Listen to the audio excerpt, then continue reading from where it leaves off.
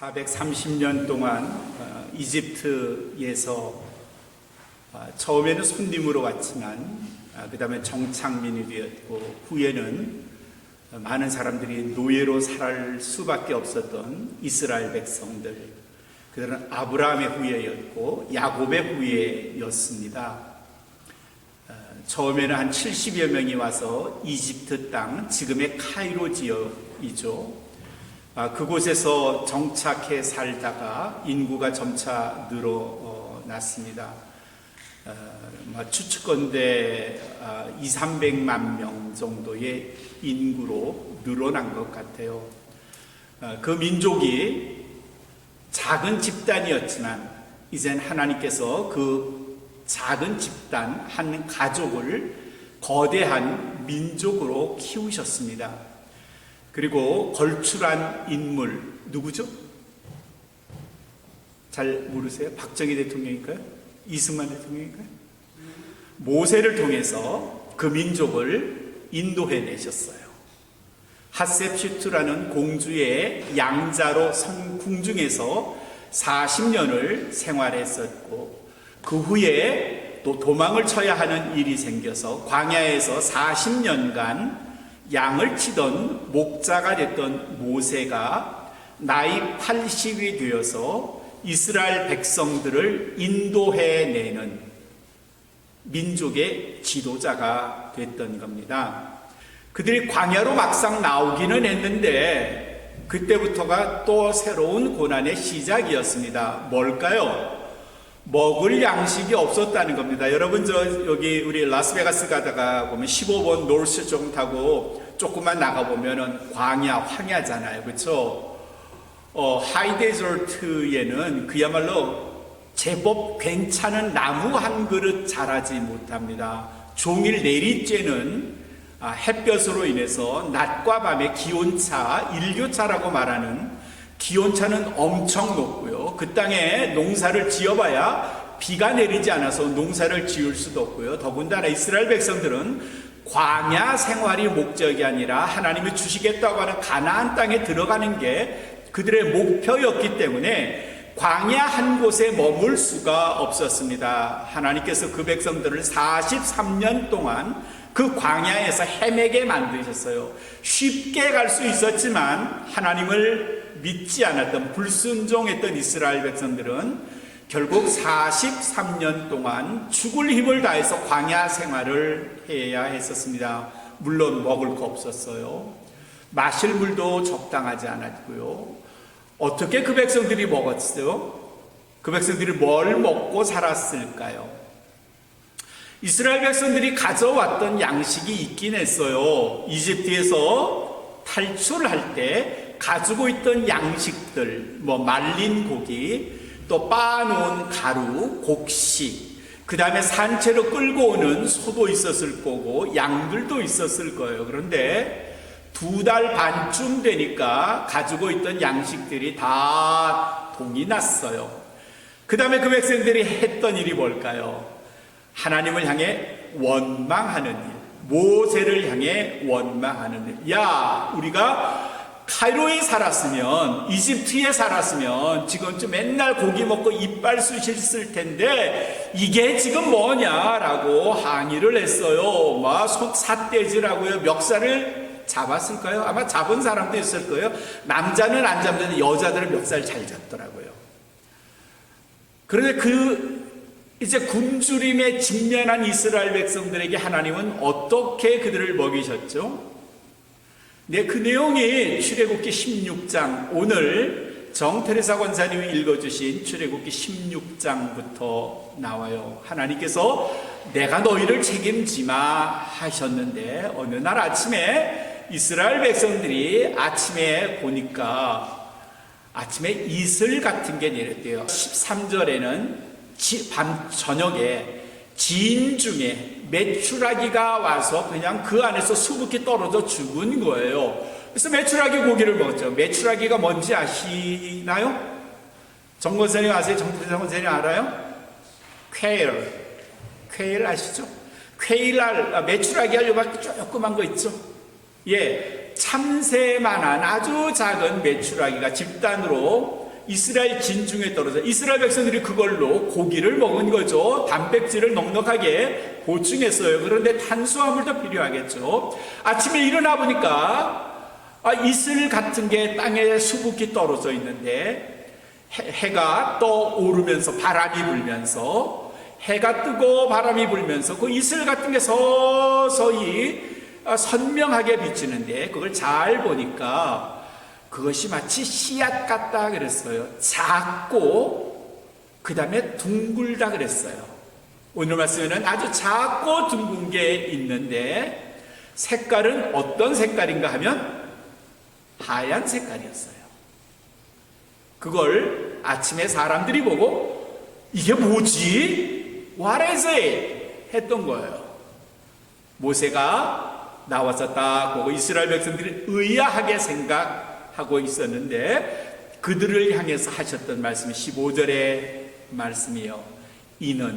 이것은 여호와께서 너희에게 주신 너희가 먹을 양식이니라 그랬어요. 너희가 먹을 누가 주신? 하나님께서 여호와께서 주신 양식이니라 그랬어요. 그래서 그것에 이름을 붙였는데 그것의 이름이 뭔가 하면 이것도 제가 말씀드려야 돼요. 그게 이름이 뭔가 하면 만나였어요. 어떤 분은 맛이 있으니까 만나다. 그래서 만나인가 보다. 한국말에서 나왔나? 네, 비슷하긴 하네요. 근데 그건 아니고요. 히브리 말레 what is it에 해당되는 게 마나였어요. 마나. 그게 만나라는 이름으로 그냥 전용이 된 거예요. 그렇게 먹었던 게 만나였어요. 자, 작고 둥글다 그랬어요. 색깔은 하얗다 그랬어요. 맛은 어떨까요? 여기 출애굽기 16장 계속 읽어보면 그 맛이 마치 꿀을 섞은 과자 같았다. 맛이 좋았다 나빴다? 대답 좀 해요. 좋았다. 어떻게 먹었을까요? 우리 교회에 요리 잘하시는 분이 꽤 많은데 조리법도 간단히 소개됐는데 삶거나 익혀 먹기도 했고요. 절구에 빻아서 그리고 그 가루를 먹기도 했대요. 아마 우리 교인들에게 그거 좀 만나를 갖다 주시면 우리 교인들은 그거 가지고 국수도 만들 거고요. 만나 떡볶이도 만들었을 거고요. 만나 무침, 만나탕, 만나국. 이봉옥 권사님한테 주셨으면 만나 무침도 만드셨을 거예요. 이렇게 맛이 있었던 만나. 그 만나를 이스라엘 사람들이 각자 자기의 바구니에 담아 갔을 텐데 얼마쯤 가져갔을 것 같아요? 성경에는 한 사람이 약 한 호멜쯤 가져갔다. 호멜은 지금 우리가 쓰는 단위가 아니에요. 그래서 잘 모르는데 구약학자들은 그 호멜의 단위를 이렇게 이야기를 해요. 한 호멜은 약 2리터, 갤론으로 말하면 한 0.5 갤론. 마켓에 가면 1갤론짜리 우유 이렇게 팔죠. 그렇죠? 그 갤론의 절반쯤을 담은 거예요. 매일 담은 거예요. 더 담을 수 있겠죠. 1갤론. 좀 넉넉하게 2홉쯤 가져가는, 2호밀도 가져가는 사람도 있었을 텐데, 불행하게도 오늘 다 못 먹은 만나는 내일 아침에 상한 거예요. 그저 딱 하루만 그 생생한 채로 아주 프레시하게 보관이 가능했었어요. 욕심을 내서 많이 가져가 봤자 그날 못 먹은 만나는 그 다음날 다 상해 버린 거예요. 근데 신기한 건 말이죠. 안식일에는 만나가 내렸다 안 내렸다? 안 내렸어요.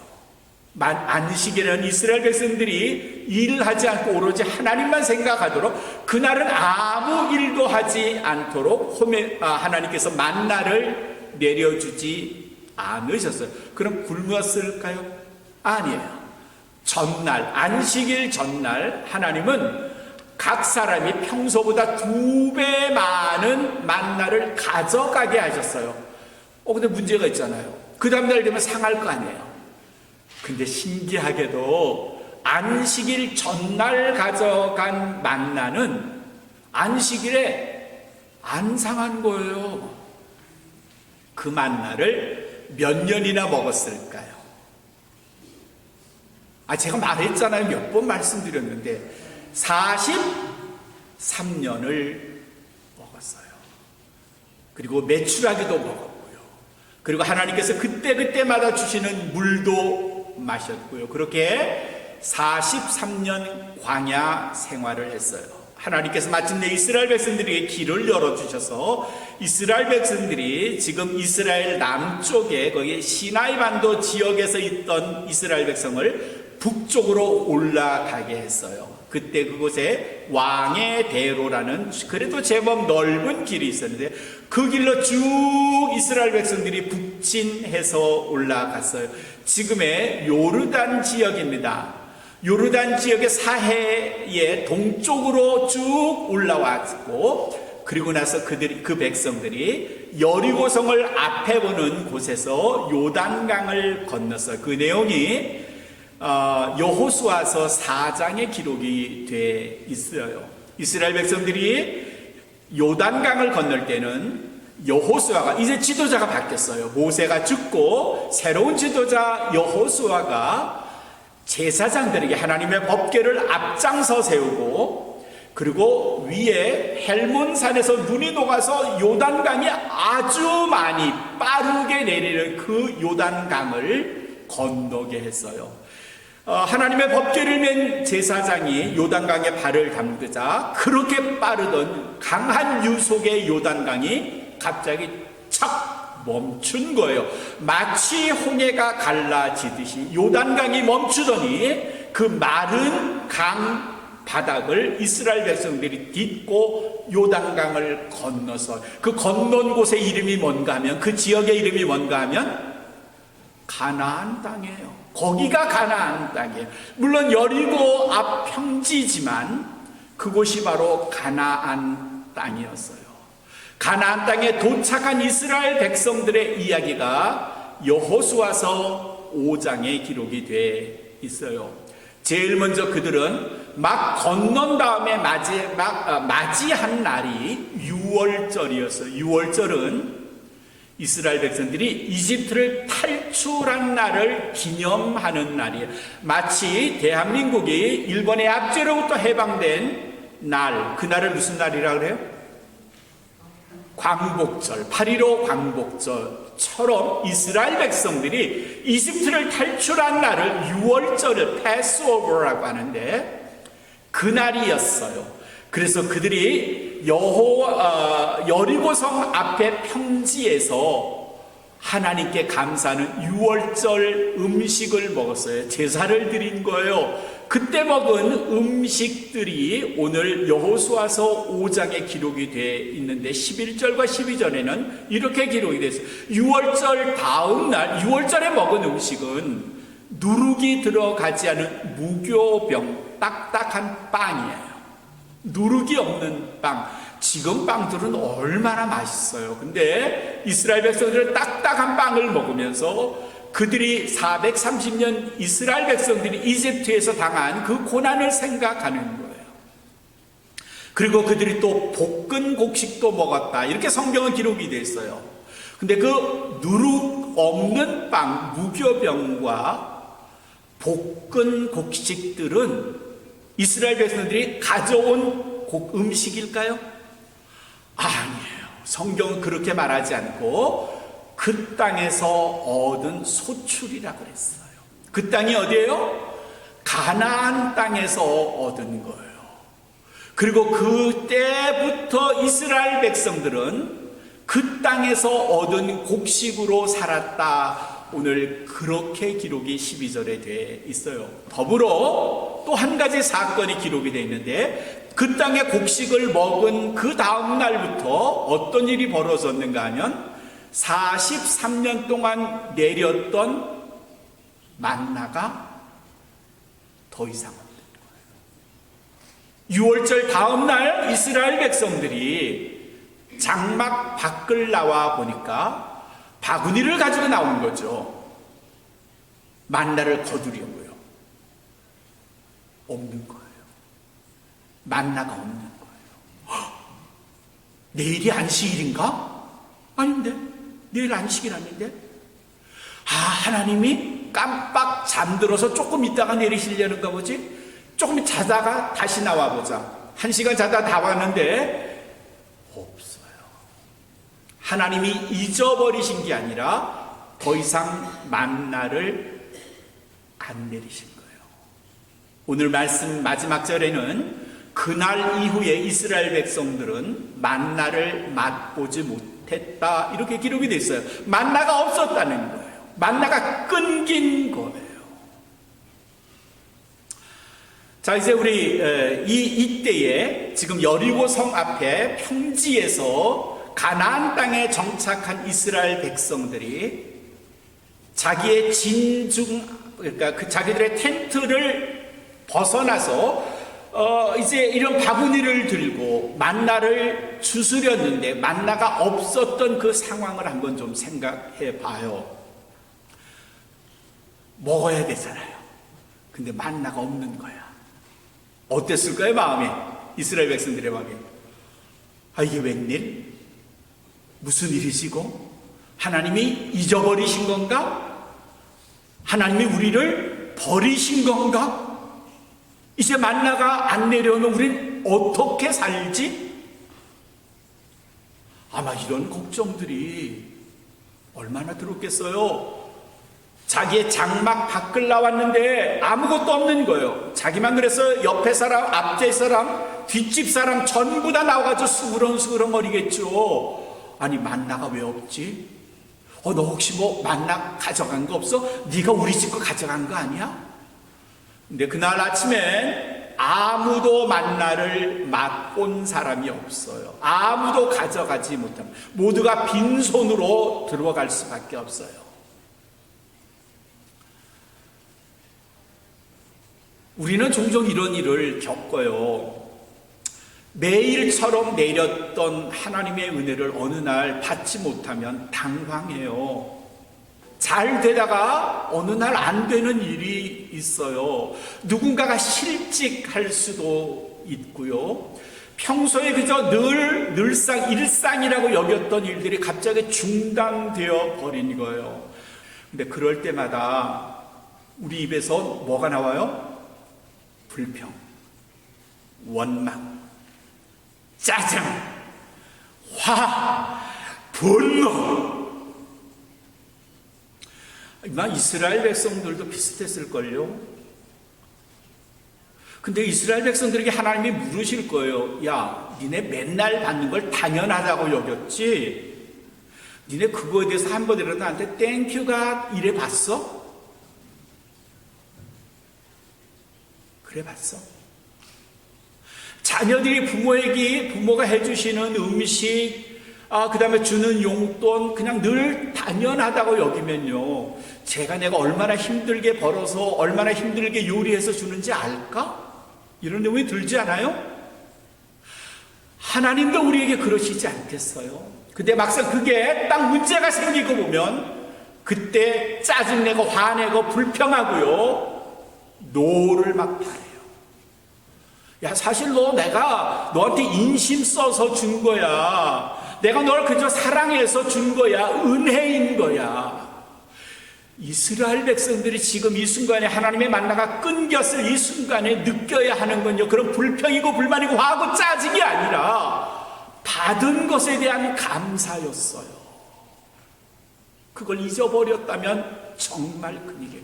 그런데 우리에게도 이런 일들이 종종 있어요. 받은 것은 늘상 당연하다고 생각하니까 그것에 대한 고마움, 감사함은 없이요, 못 받으니까 마치 자기의 권리가 아주 자기의 권리를 빼앗긴 것처럼, 박탈되는 것처럼 느껴.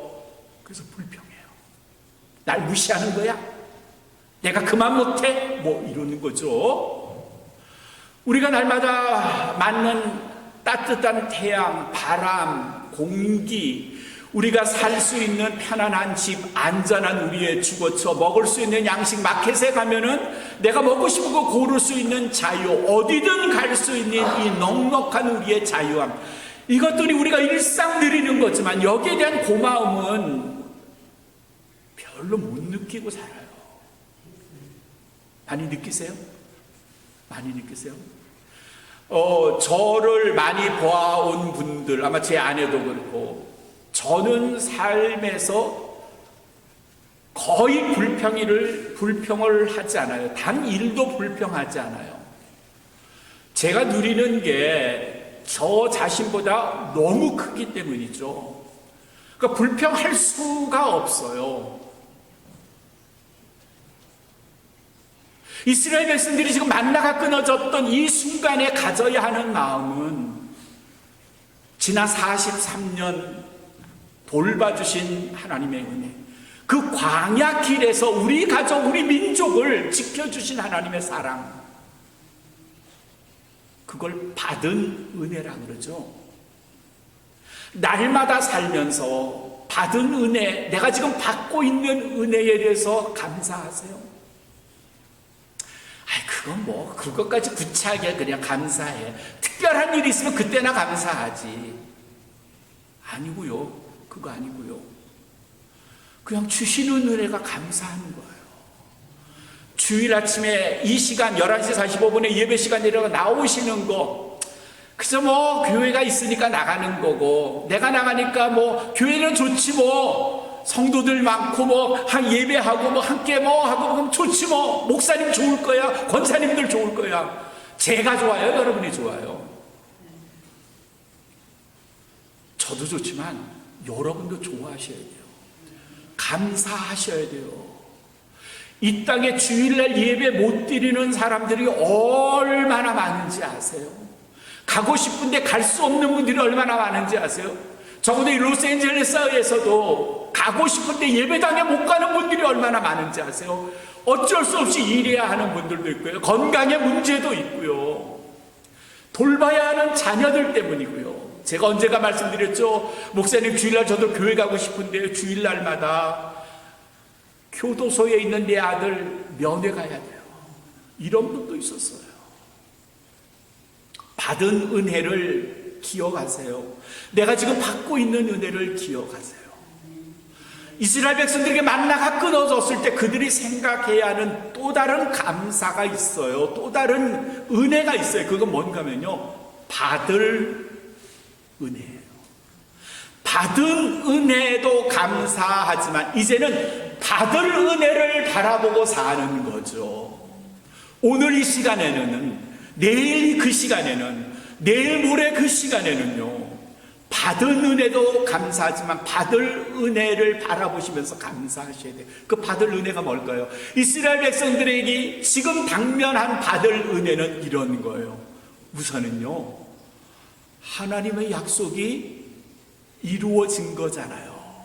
그들이 가나안 땅에 도착했어요. 가나안 땅을 성경은 뭐라고 표현했죠? 무엇과 무엇이 흐르는 땅? 젖과 꿀이 흐르는 땅. 그 약속은요, 하나님이 아브라함 때부터 하신 말씀이에요. 아브라함과 이삭과 야곱에 걸쳐서, 대를 거쳐서, 그리고 모세를 부르시면서 하셨던 말씀이, 내가 네 민족을, 네 후손을 젖과 꿀이 흐르는 땅으로 인도하리라 하셨는데, 이스라엘 백성들은요, 그거 잘 못 믿었을 거예요. 내가 너로 큰 민족을 이루리라 했는데 그 약속 못 생각했을 거예요. 그런데 막상 요단강을 건너서 여리고성 앞에 도착해 보니까, 좌우를 둘러보니까 어마무시한 자기들의 민족, 모세의 약속이 이루어졌잖아요. 아브라함에 가셨던 약속이 이루어졌잖아요. 또 그들이 밟고 사는 그곳이 어디예요? 가나안 땅이에요. 하나님의 약속이 마침내 이루어진 거잖아요. 하나님 약속의 성취예요. 이건 바라보는 약속, 받을 은혜인 거예요. 하나님이 하나님의 백성들에게 하신 약속이 있잖아요. 내가 너희를 번성케 하고 축복하리라. 우리 모두에게 하신 약속이에요. 그 약속을 믿으며 내일을 살고 오늘을 사는 거예요. 또 주실 약속이 있어요. 두 번째 주시는 약속이 뭔가면, 이스라엘 백성들이 더 이상 움직이지 않아도 돼요. 43년 동안 그들은 무수히 많은 발자국을 남겼어요. 광야에. 아침에는 장막을 걷어야 하고요. 하루 종일 걷고 저녁에는 장막을 쳐서 자고 그 다음날 또 장막을 걷고 또 다시 장막을 치고 하는 일을 반복했어요. 노매딕 라이프라고 그러죠. 유목민들의 생활입니다.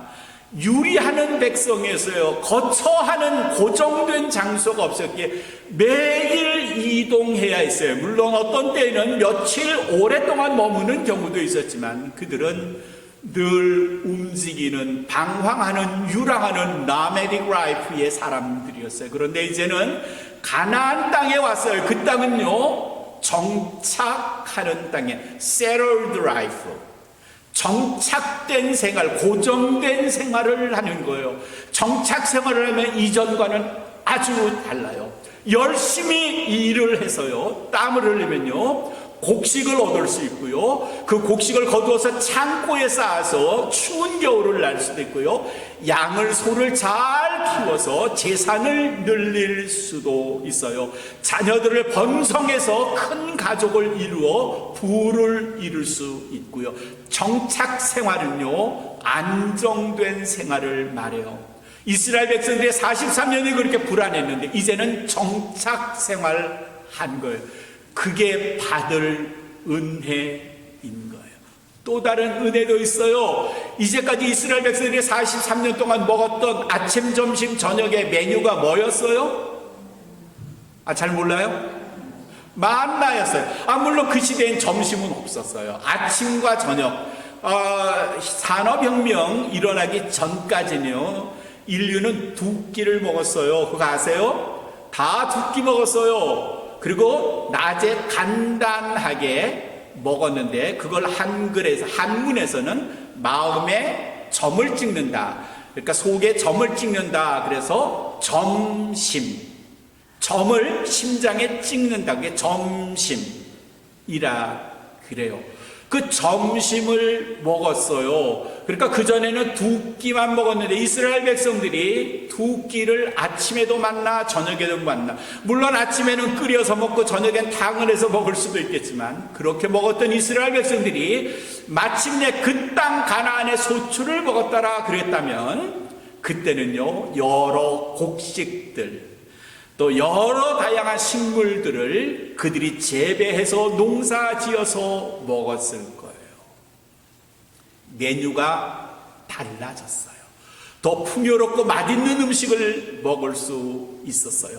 만나가 끊어졌다고 아우성쳤지만, 절망했지만, 화를 냈지만, 그들이 불평을 냈지만 실상 그것은 하나님의 약속의 성취였고 그들이 더 안정된 생활을 하게 함이었고 그들이 더 다양한 식생활을 할 수 있도록 하나님께서 주신 더 큰 은혜의 시작이었어요. 혹시 내가 받은 은혜가 지금 중단되었다면, 그래서 뭔가 큰일 난 것처럼 막 호들갑을 떨 것 같다면 잠시 기다려 보시죠. 하나님이 더 큰 은혜를 주시겠다고 준비해 놓으셨다면 그래도 화내실래요? 그래도 짜증 부리고 불평하시겠어요? 데니얼 위틀이라는 젊은 친구가 있었죠. 1840년에 출생했어요. 공부를 잘했고요, 은행원이 됐어요. 인텔리였어요. 21살 되던 직장 생활하던 그때에 전쟁이 일어났어요. 매사추세츠 미국 동부에서 태어난 그가 21살 때 전쟁을 맞이하는 거예요. 그 전쟁을 우리는 남북전쟁, 시빌 워라고 말해요. 그 전쟁에 어쩔 수 없이 참여하게 됐어요. 마치 그가 배운 사람이었고 은행원이었기 때문에 소령이라는 메이저라는 계급장을 달고 전쟁에 참여했어요. 전투 중에 폭탄이 터지는 바람에 오른쪽 팔을 잘라내야 됐어요. 끔찍한 상황. 21살 젊은이가 오른쪽 팔이 절단된 채 병원에 실려갔습니다. 절망이었습니다. 찬란했던 그의 꿈이 무너졌습니다. 지루하고 짜증나는 병상 생활을 하는 동안 읽을 책이 없나 하고 보다가 누군가가 놔둔 작은 성경책을 꺼내 읽기 시작했습니다.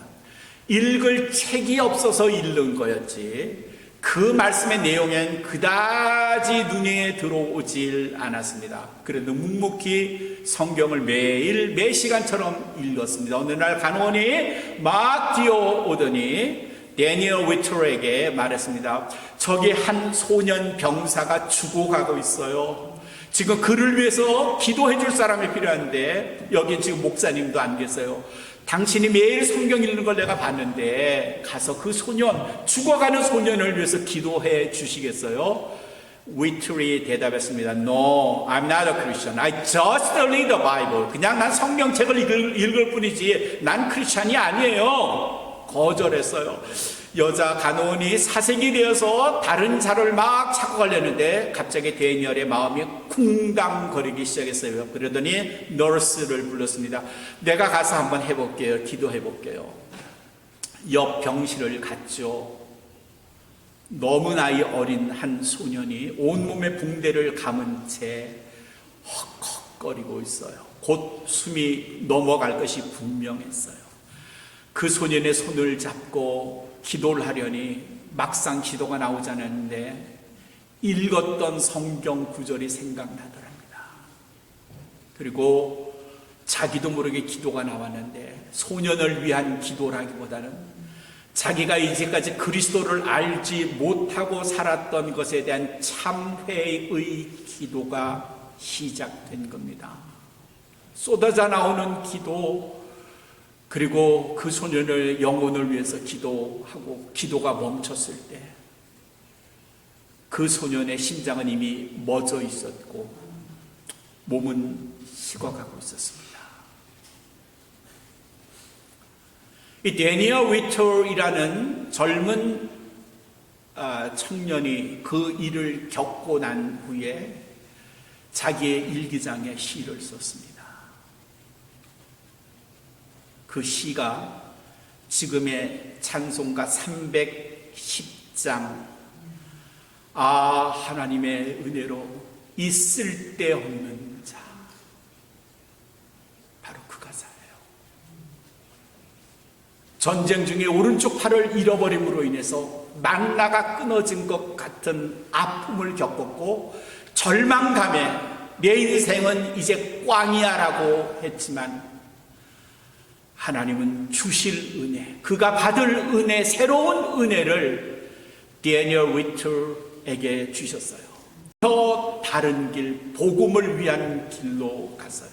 부흥운동에 참여하여 목사가 되었고요. 찬송시를 쓰기 시작했어요.